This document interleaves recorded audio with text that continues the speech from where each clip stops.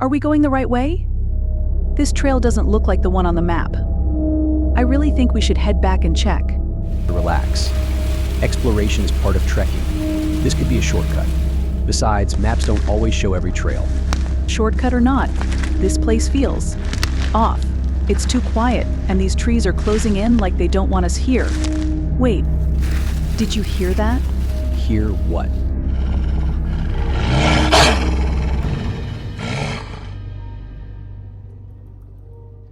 Hi everyone, and welcome to Mystery Files, Dark Whispers. If you're new here, this is the place where we unravel spine-chilling mysteries and eerie tales from around the world. We drop a fresh dose of experience every week, so make sure to hit that like button, subscribe, and turn on the notification bell to never miss a story. We'd love to hear your thoughts on today's tale, so share your theories and comments below. Now, let's dive into the darkness. I've been an outdoorsman for as long as I can remember. Hunting, camping, hiking, and survival are second nature to me. I've seen bears, wolves, and even the occasional cougar up close. But nothing prepared me for what I encountered that summer evening in 2007. It was June or maybe July, and I was 17 years old. My family owned a cabin in northwest Wisconsin, a place I practically grew up in every summer. I knew those woods like the back of my hand. But there was an unspoken rule. At night, you stayed close to the cabin or the bonfire. You just knew better. The forest around the cabin had a way of getting under your skin. One of the creepiest things was if you were having a bonfire, the tree line was visible from the fire pit. And at night, you always felt like you were being watched from that tree line. One night, my cousin and I were having an airsoft battle. I was decked out in full woodland camo, trying to be as tactical as possible. He wasn't. At one point, I retreated down an ATV trail into the woods for a better position. Our skirmish took us about 200 meters in, maybe a third of the way up the trail.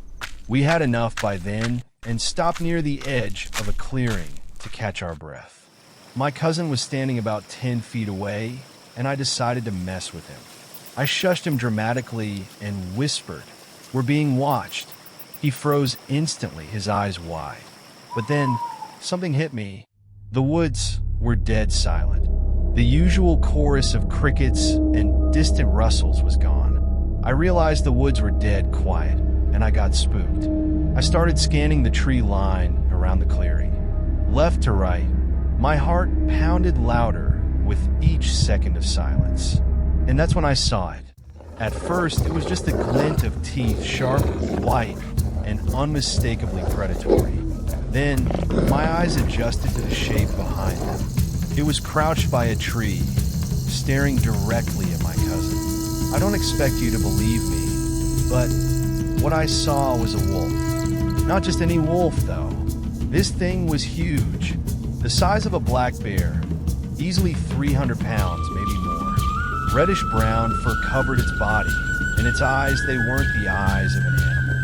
They had this unnerving, focused intelligence as they locked onto my cousin. My throat tightened. I could barely whisper, "We have to go." Before I could process what was happening, my cousin bolted. Pure instinct. I risked a glance back, and my blood ran cold. The creature moved. It sprinted on two legs for a few steps before dropping to all fours, its massive form tearing through the underbrush like a freight train. The sound was deafening, and it was getting closer. I don't know how we made it out.